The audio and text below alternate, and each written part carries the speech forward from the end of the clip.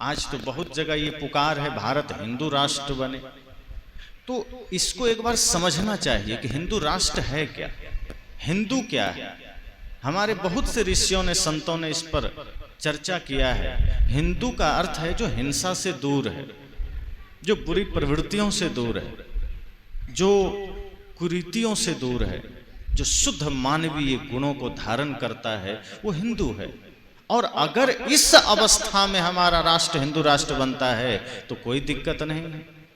लेकिन हिंदू राष्ट्र का मतलब अगर हम ये मानते हैं कि चाहे हम पाप करें, चाहे हिंसा करें, चाहे अत्याचार करें, भगवान के नाम पर छल कपट करें, इंसान इंसान को बांटें और हिंदू राष्ट्र बना लें, तो क्या मतलब होगा इसका? बन करके क्या मिल जाएगा? हिंदू राष्ट्र का मतलब है जहां हमारे संतों ने कहा, हमारे ऋषियों ने कहा कि एक छोटे से छोटे जीव पर भी दया करना, समाज के हर वर्ग को गले से लगाना, समाज में किसी के साथ भेद मत करना। और ये सीख हमें श्री राम देते हैं। वे कहते हैं कि जहां भक्ति है, जहां प्रेम है, वहां कोई अन्य जाति है ही नहीं, वहां सिर्फ भक्ति की जाती है, वहां सिर्फ प्रेम की जाती है। जहां प्रेम है वहां सब एक हो जाते हैं, जहां भक्ति है वहां सब एक हो जाते हैं। लेकिन आज क्या स्थिति है? राम जी की पूजा घर में चलती है, कृष्ण जी की पूजा घर में चलती है, और जीवन किसका जीते हैं? पूजा राम की, जीवन रावण का। मैं राम भक्तों से पूछता हूँ, बहुत से ऐसे राम भक्त जो हमारे आसपास भी हैं, वो राम जी की दिन रात उपासना करते हैं और माँ बाप को वृद्धाश्रम पहुंचा दिए। मैं कहता हूं ये दोहरा चरित्र क्यों? क्या राम जी अपने माँ बाप को वृद्धाश्रम भेजे थे? सौतेली माँ की आज्ञा पालन करने के लिए राम जी जंगल चले गए थे। हंसते हंसते तुम तो अपनी ही माँ को लात मार के वृद्धाश्रम भेज दिए हो। काहे का राम भक्त? किस लिए, किस आधार पर कि उनके चित्र पर तुमने माला डाल दिया और अगरबत्ती घुमा दिया, तुम राम भक्त हो गए? राम भक्त चित्र की पूजा से नहीं, चरित्र की पूजा से बना जाता है। जो राम का जीवन जिएगा वो राम भक्त हो जाएगा, उसे सिद्ध करने की जरूरत नहीं है। जो कृष्ण जैसा जीवन जिएगा, उनके जैसा संघर्ष धारण करेगा, जो समाज के सारे भेद को मिटाएगा, जो बुराइयों के लिए काल बनकर खड़ा होगा, जो राष्ट्र के सम्मान के लिए खड़ा होगा, जो समाज के उत्थान के लिए खड़ा होगा, वो कृष्ण भक्त हो जाएगा। उसे कृष्ण कृष्ण सिर्फ कहने की जरूरत नहीं है। आज हम उनका नाम जपते हैं, पूरा जीवन रावण का जीते हैं, कंस का जीते हैं। जो रावण ने किया काम हम वही करते हैं।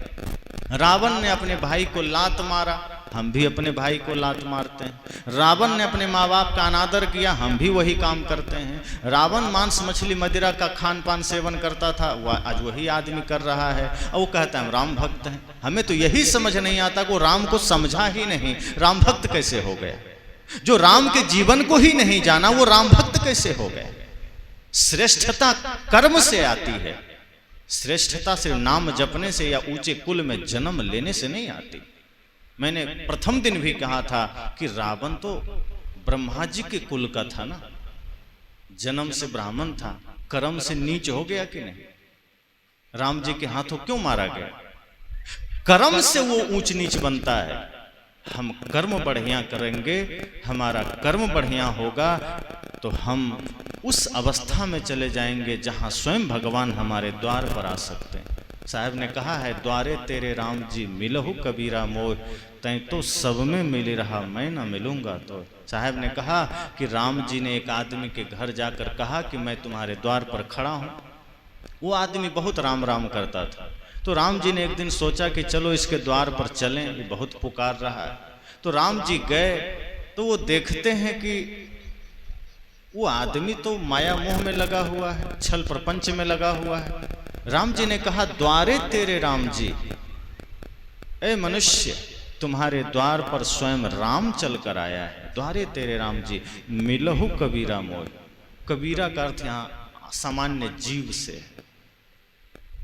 का मतलब काया वीर, मतलब उसमें निवास करने वाला आत्मा। तो सदगुरु कबीर अपने ही नाम से समस्त मनुष्यों को संबोधित करते हुए कहते हैं कि हे मनुष्य, तुम्हारे द्वार पर राम खड़ा है, मुझसे मिलो क्योंकि तुम मुझे पुकार रहे थे। लेकिन तभी राम जी की दृष्टि पड़ जाती है लोगों पर, उस घर के आदमी पर, कि वो तो रुपये पैसे में लगा हुआ है, छल प्रपंच में लगा हुआ है, हिंसा की प्रवृत्ति में मन लगा हुआ है, माता पिता के साथ अनादर कर रहा है। तब राम जी कहते हैं, तैं तो सब में मिली रहा, तुम तो माया में मिला हुआ है, तुम तो जगत में मिला हुआ है, तुम तो बुरी प्रवृत्तियों में मिला हुआ है, मैं न मिलूंगा तो अब मैं तुम्हें नहीं मिलूंगा, क्योंकि मैं तो तभी मिल सकता हूं जब मेरे लिए तुम्हारी पुकार पवित्र मन से उठा हो। अब मैं आ तो गया, लेकिन अब तुम्हारी हालत देख रहा हूं कि नाम तो तुम मेरा लेता है, लेकिन चरित्र तुम्हारा राक्षस का है, रावण का है। सदगुरु कबीर यही तो कहते हैं कि आपके भीतर के झगड़े ने आपके समाज को बांट दिया है, और आप इसी बात को लेकर के आज हमारा देश खंड खंड में बटा हुआ है। इसको ठीक कैसे करेंगे? इसको ठीक करने का रास्ता क्या है? अपने अपने मिथ्या बलाभिमान को त्याग कर, वर्णाभिमान को त्याग कर, विद्याभिमान को त्याग कर, क्योंकि कुछ अभिमान ऐसा है जो आदमी जन्म से लेकर के उस पर चढ़े रहता है। किसी के पास बल है तो उसी घमंड में रहता है, किसी के पास AK-47 है तो मौत से भी नहीं डरता, सोचता है मौत का भी सामना कर लेंगे। और किसी के पास बल बहुत है, सोचता है मृत्यु को भी हम रावण की तरह चरण के नीचे रखेंगे। लेकिन जब रावण की भी मृत्यु आई तो थर्राते थे पांव जिसके सामने जाते हुए, देखा उसकी खोपड़ी को ठोकरें खाते हुए। जो रावण कुछ समय के लिए मृत्यु को दासी बना लिया था, वो रावण भी जब मरा तो रण क्षेत्र में उसकी खोपड़ियां ठोकरें खा रही थी, चील कौए गिद्ध नोच रहे थे। यही सच्चाई है जीवन की। तो किसी के पास बल अधिक है, वो अपने बल में इतना घमंड कर लेता है जैसे मैं सदा रहने वाला हूं, फिर वो छोटे को कुछ समझता ही नहीं है, अपने से कमजोर को कुछ समझता ही नहीं। किसी के पास विद्या आ गया, वो विद्या के घमंड में चूर हो गया कि मुझसे बड़ा विद्वान ही कोई नहीं। और कुछ लोग ये मान लेते हैं कि अब सर्वे सर्वा मैं ही हूं। साहब ने कहा नहीं, यहीं पर भूल हो जाती है। आपके पास अगर विद्या है तो समझिए ये परोपकार के लिए। विद्या दूसरे अनपढ़ और निरक्षर की शिक्षा देने के लिए। अगर कोई समाज में निरक्षर है तो आप ये सोचिए कि आपकी विद्या उसको पढ़ा दे, उसको भी ज्ञान दे दे। आप इतने सरल भाव से अपने विद्या का प्रयोग निरक्षरों पर कीजिए, अनपढ़ों पर कीजिए कि वो भी पढ़ लिख ले। अगर बल है तो अपने बल का प्रयोग असहायों पर कीजिए। धन है तो आप अपना धन का प्रयोग गरीबों पर कीजिए। ज्ञान का प्रयोग कीजिए। लेकिन जैसे ही ज्ञान आया हम घमंड से भर जाते हैं, विद्या आई हम घमंड से भर जाते हैं। रूप का घमंड है, धन का घमंड है, बल का घमंड है। लेकिन सदगुरु कहते हैं कि जिसके पास सच में बल है, जिसके पास सच में विद्या है, जिसके पास सच में ज्ञान है, सच में रूप है, वो कभी घमंड नहीं करता, बल्कि धरती पर उससे विनम्र तो कोई होता ही नहीं। वो सबको गले लगाता है। सदगुरु कबीर कहते हैं जब हमारे भीतर का सारा झगड़ा मिट जाता है, मन वाणी इंद्रियों का हम स्वामी हो जाते हैं, तो हमारे भीतर से सारा अहंकार चूर हो जाता है। लेकिन ये होगा कैसे? इस संतों के संग से संभव है। और संत कैसा चाहिए? संत वो हो जिसका जीवन सूरज की भांति हो, जिसके मन में कोई द्वेष ना हो, कोई छल ना हो, संप्रदाय की कोई बात ना हो, जिसके मन में सिर्फ मानवता के हित की बात हो, समाज के हित की बात हो, जो खुद प्रज्वलित हो और जिसके भीतर समाज को प्रज्वलित करने का सामर्थ्य हो, जो खुद प्रेम में हो और समाज को प्रेम का पथ दिखाने का सामर्थ्य हो, जो खुद ज्ञान में हो और समाज के भीतर ज्ञान का दीप जलाने का सामर्थ्य हो, जिसके जीवन का खुद बंधन कटा हो और जो समाज के बंधन काटने का सामर्थ्य रखा हो। जब हम ऐसे दिव्य संतों का संग करते हैं तो जीवन में दिव्यता आती है। और ये बात राम जी सबरी से कहते हैं, प्रथम भक्ति संतन कर संगा, दूजे ममृति कथा प्रसंगा। सबरी ने कहा प्रभु कुछ तो बताइए क्या करें। राम जी ने कहा चिंता मत करो, संतों का संग करना। राम जी ने कहा संतों का संग करना, तब मेरी भक्ति में मन लगाना। पहले तो संतों का संग करना, क्योंकि संत ही हैं जो तुम्हें राम से परिचय कराएंगे, संत ही हैं जो तुम्हें खुद से परिचय कराएंगे। वरना इस समाज में तो बहुत से लोग ऐसे हैं जो भटकाने वाले हैं, और वहां आपको भीड़ तो दिखेगी, लेकिन ये भूल से मत ये जान लीजिएगा कि वहां सत्य का सौदा है, वहां झूठ का सौदा हो रहा है। जहां झूठ का सौदा है अगर वहां चले गए तो भ्रमित हो जाएंगे, क्योंकि जहां सच्चाई होगी वहां आपको तपस्या बताई जाएगी, जहां सच्चाई होगी वहां आपको कर्म योग की शिक्षा दी जाएगी, जहां सच्चाई होगी वहां धूप दीप अगरबत्ती से मोक्ष मिल जाएगा, ये बात नहीं बताएंगे। पूजा आरती तो एक आस्था का विषय है, आप करते हैं, क्षण भर के लिए मन शांत होता है, लेकिन असली यज्ञ तो है आपके मन का पवित्र हो जाना, असली तीर्थ तो है आपके चरित्र का सुंदर हो जाना, असली ज्ञान तो है कि मनसा वाचा कर्मणा आपका जीवन धर्म परायण हो जाना। और जो संत आपसे कहता है माता पिता गुरु की सेवा करो, जो संत आपसे कहते हैं समस्त सृष्टि में राम का ही भाव करो, समझ जाना वही सच्चे संत हैं। और जो कहे कि नहीं पाप करना है तो करो, माता पिता से झगड़ा करना है तो करो, भाई से करना है तो करो, गाली देना है तो दो, बस एक बार ओम नमः शिवाय का दो, बेड़ा पार हो जाएगा, समझना एक नंबर का धूर्त है, सही नहीं है। क्योंकि जो आपको पाप से नहीं मुक्त कर रहा है, जो भगवान के नाम का आड़ लेकर के आपको ठग रहा है, तो फिर भगवान का नाम स्वयं भगवान भी कहते हैं कि बुरे कर्म से छूटोगे तभी मेरे भक्ति का तुम लाभ ले पाओगे। आप किसी भी शास्त्र को बढ़िया से पढ़िए, कहीं नहीं लिखा है कि तुम पाप छोड़े बिना धर्म को उपलब्ध हो जाओगे। चाहे रामायण पढ़ लीजिए, चाहे गीता पढ़ लीजिए, चाहे उपनिषद पढ़ लीजिए, ये जो हमारे गहरे शास्त्र हैं जिसमें तत्व चिंतन की बात है, जब आप इसे पढ़ते हैं तो आपको पता चलता है कि जीवन में तप की कितनी महानता है और कितनी महत्ता भी। मानसिक तप, कायिक तप, वाचिक तप, ये सारे तप हमें करने पड़ेंगे। मानसिक तप का मतलब कल मैंने कहा था कि मन से भी हमको गलत नहीं सोचना है, इतना बड़ा तप है। और वाचिक तप का मतलब है इस वचन से गलत ना निकल जाए। आप सोचिए, ये शरीर परमात्मा का बनाया मंदिर है, आपने जो मंदिर बनाया आप उसकी स्वच्छता का ध्यान रखते हैं, आपने जिस मंदिर का निर्माण किया आप उसकी भव्यता का ध्यान रखते हैं, और जिसे स्वयं परमात्मा ने बनाया आप इसको कूड़ादान बना दिए। सोचिए, जो मंदिर आपने बनाया है, मैं नहीं कहता कि वहां गंदगी कर दीजिए, आप उसको भी साफ रखिए, दिव्य रखिए, वहां बैठिए 10 मिनट ध्यान लगाइए, लेकिन जरा सोचिए कि आप जिस मंदिर का निर्माण किए वहां जाकर के आप अगरबत्ती जला रहे हैं। और जिस मंदिर को स्वयं परमात्मा ने बनाया है, जिसे ऋषियों ने कहा देह देवालय स उच्यते, ये देह ही देवालय है, ये देह ही शिवालय है, जिसे स्वयं परमात्मा ने बनाया, इसमें आप क्या कर रहे हैं? जिसे आपने बनाया वहां अगरबत्ती जला रहे हैं, जिसे स्वयं भगवान ने बनाया वहां बीड़ी जला रहे हैं। ये ना समझी नहीं तो और क्या है। जिस मंदिर को आपने बनाया वहां मिश्री और बतासा चढ़ा रहे हैं, और जिसे स्वयं परमात्मा ने बनाया वहां आप खैनी और गुटखा चढ़ा रहे हैं। जिस मंदिर को आपने बनाया वहां गंगा जल और दूध चढ़ा रहे हैं, जिसको स्वयं परमात्मा ने बनाया वहां शराब चढ़ा रहे हैं। तो मैं कैसे मान लूं कि आप परमात्मा के सच्चे भक्त हैं? आप अपनी बनाई कीर्ति पर तो सब कुछ ठीक ठाक कर रहे हैं, जिसे स्वयं परमात्मा ने बनाया आप उस मंदिर को कबाड़खाना बना दिए।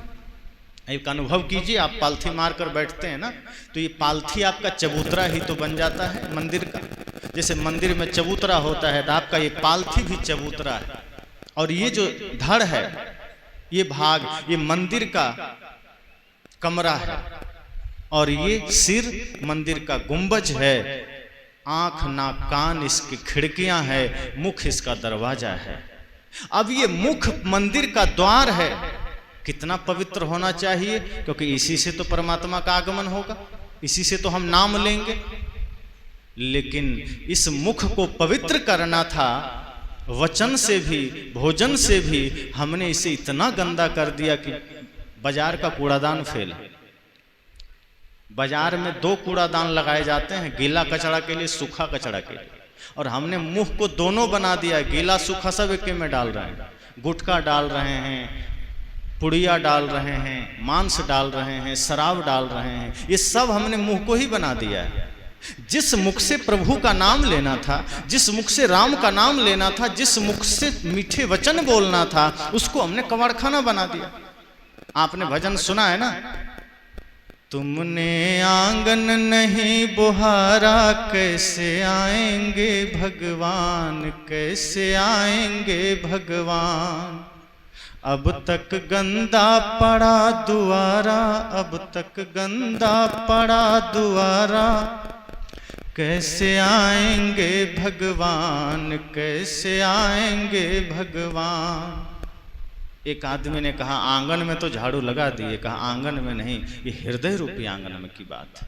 आपका हृदय अपवित्र है। हृदय रूपी आंगन में जब आप ज्ञान का झाड़ू लगा देंगे, तब इस हृदय में प्रभु का निवास होगा। लेकिन आज सबसे बड़ा छल क्या चल रहा है, आपके इस हृदय में राम का निवास होना था, तो यहाँ आपने रावण का निवास कर दिया और राम जी को उठाकर घर के बाहर किसी मंदिर में डाल दिया।